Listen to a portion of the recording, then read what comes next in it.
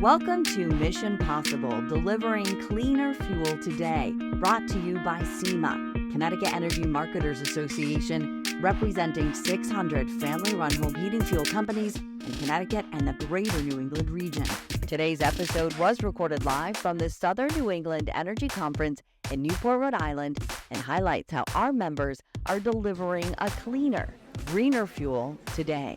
I'm your host, Shelly Sindland. You can hear the hustle and bustle behind us. This is an exciting time to be in the business as the industry is changing, not in 10 years, not in 15 years, but now. So here to talk about how the industry is getting greener, how we're delivering a better product, is our latest guest, Ms. Jamie Densmore with Densmore Oil in Stonington, Connecticut. I have to say, I love Stonington, one of my favorite towns in the state. I'm sure you hear that a lot. Jamie, welcome to the program. Hi, Shelly. Thank you so much for having me. It's so nice to see you, and you have a fascinating story. We'll get to that in a second, but first, give us a brief history of your business and give us a background here. Yeah, so my grandfather started the business back in 1949. It started as a sheet metal company. In the 50s, we transitioned to fuel delivery. And then in the 80s, more service-based, 90s into air conditioning. And most recently, we've transitioned under my ownership into plumbing. So my grandfather started the business in 1949. My father took it over in the early 90s, and I bought the company from my father 3 years ago. And what I find fascinating, too, is the face of the industry is changing. You and I had talked before about this. There's a lot of daughters taking over the business from their dad, from their grandfather. You're one of them. So what's it like being in this new role? Well, it's still definitely a male-dominated industry, but I will say over the years, actually just 10 minutes ago, I met another younger female oil company owner, so I was super excited to meet her. But we've definitely seen a transition in the last, I'd say, 10 years of more females owning companies.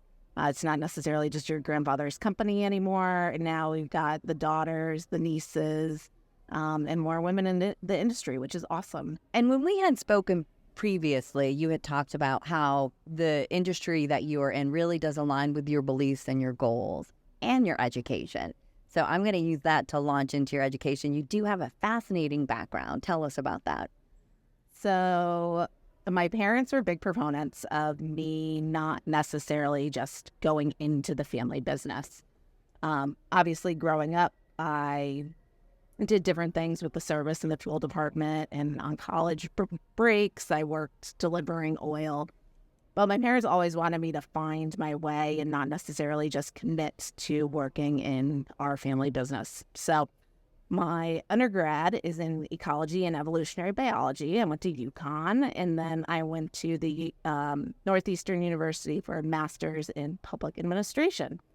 And I had always assumed that I was going to pretty much go the opposite way of what I did and be an environmental lawyer. And things didn't end up going that way. And I worked in leadership training and development for about 10 years in the corporate world before I decided to move back to Connecticut and go to work for my father. So your dreams and goals were to be an environmental lawyer, work in the environment, and here you are working in the home heating fuel industry. And the reason why I bring that up, though, is there's reason behind it. The home heating fuel of decades ago is not what it is today. It aligns with your goals. Tell us about that. Yes, it definitely does. So we are a BioHeat Plus dealer. So at Densmore Oil, we deliver a minimum of 20% BioHeat fuel. And, people, I think back to my childhood where I'd be driving down the street behind a bus and you'd see all the black sulfur on the back of a bus.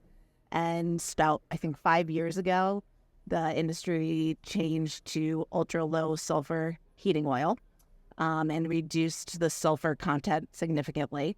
Your home heating fuel burner is not what it used to be 20 years ago. You can physically see the difference, right? There's no soot there. You definitely can. So all of the dirtiness that people used to think of when they think of the oil industry, it's not really the case anymore. My technicians are always clean. You'll look at, you can tell who's a new customer and who's a customer who's been a customer of ours for years, because the fuel oil that we're providing between the ultra low sulfur diesel and the B20, minimum B20, is just burns so much cleaner than your traditional fuel oil. And that's something that was very important to me with my environmental background. I want to make sure that I'm providing my customers with the best possible fuel choice that they have. So just to fill in our listeners here, in the industry, we talk about B5, B20, B50. What that means is that's the percentage of biodiesel mixed in with the ultra low sulfur heating fuel. So if you're saying you have a B20, that means 20% of what's in the tank is this renewable biodiesel, which is made from discarded cooking oil, soybean, waste products, things that would otherwise end up in a landfill is in your tank helping to heat your home. I mean, how is that not a win-win? Correct. And not only that, but it's the product that we get is American made as well. So our customers really, really like it. We sell American made boilers and we sell American made fuel, and the higher the blends reduces our dependency on foreign oil, which most people, regardless of their political background, want to happen. Right. We're creating jobs. One of the biggest biodiesel manufacturers, because it's important to know, this used cooking oil, it's not something you can take from your stove and put in your tank. We do not want you to do that. You cannot do that. It is processed through a scientific process, which makes it a clean, safe burning fuel. And it's creating jobs. It's helping the environment. It's helping even the emissions inside your home, right? Like, so it sounds like a win-win on so many fronts. What are you've already talked about your customers like the greener energy, right? Do they ask for it? Do they ask for the B20, the 20% biodiesel?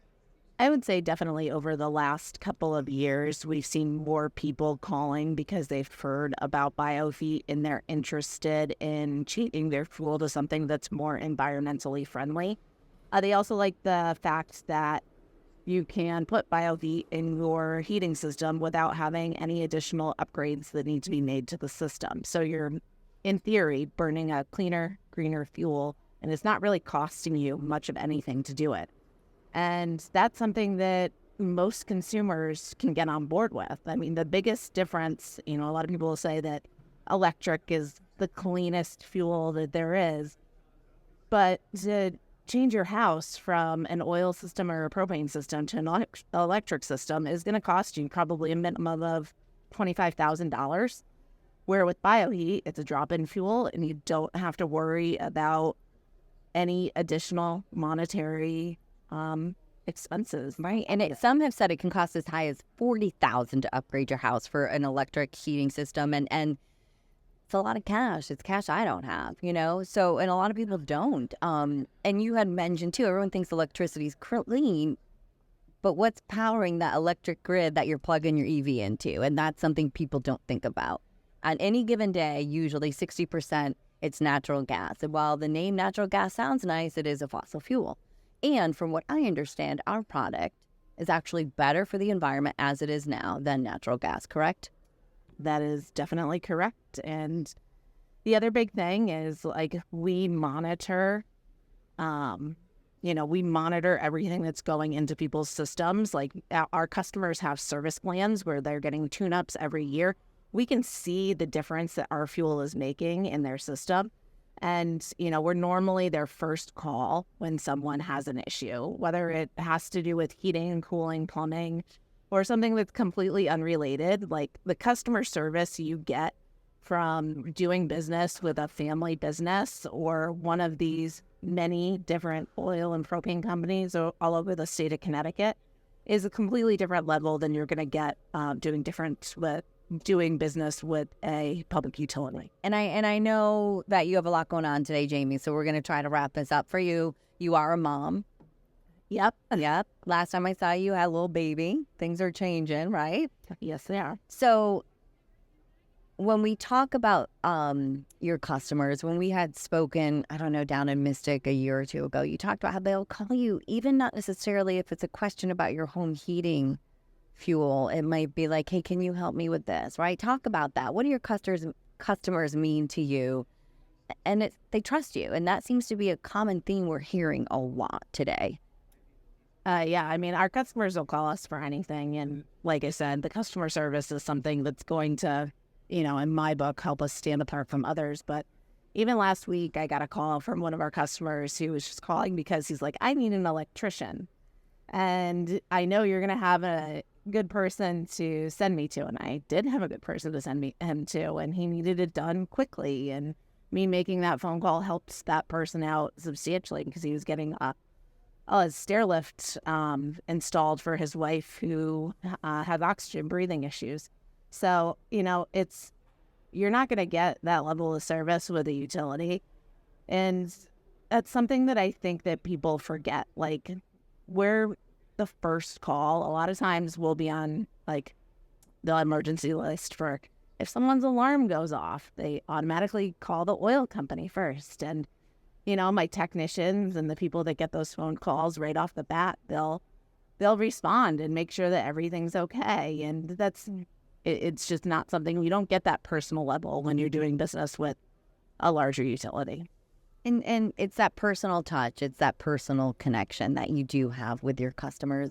Do you have any stories you'd like to share of any customers that really had an impact on you, or, a story where perhaps they were in hard times where you were able to help them? Anything come to mind?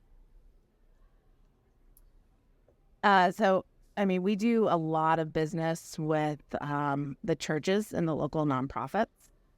So a couple of years ago, I had a church reach out to me because they had one of their members who had surpassed her public assistance that she gets from the state, and she needed a new boiler. And we happened to have a boiler in stock that fit her needs, and we donated it to them. Wow. And it's a church that we had done business with for 20-something years. It was a new customer for us. She now buys her fuel from us, and she does her service through us. But, that's what you get when you do business locally. You try to help those people that, support you. And that's been a big learning from my father and my grandfather that, we're only as good as those that we can help. So we did that. So you donated. You had one that fit, and you said, here, yep, we know you need it. Wow. Yeah. And I'm sure there's plenty of stories like that from other dealers in the state. It's important to support those who support you. Jamie, I don't want to keep up too much of your time. Is there anything else you'd like to talk about? Any concerns you have, or what you think about the future? Well, I always like to be positive, so I'll say that I hope that the future for this industry is bright. I know that CEMA and Chris and his team are doing a great job at lobbying for our industry for the state. And I think the biggest thing is we just want to be included and not left out of the many different bills and whatnot that the state proposes. I think there's a place for everyone at the table. And I think it's important that we continue to work with CEMA, that CEMA's doing, and our state lawmakers. Lawmakers to make sure we're visible and saying, listen, we are changing. Not in 10, 20 years. We're changing now. Yep. Our product is greener, cleaner, and we should be part of the solution because we are part of the solution. So I definitely agree with that. All right, Jamie, anything else you want to say? No, thank you for having me, though. All right, it was so great seeing you again. Thank you for taking time out from this busy convention day. And I look forward to speaking with you again. Thank you. Take care. And thank you for listening to Mission Possible. Be sure to tune in next time to hear more stories on how our members are making a difference. We'll see you then.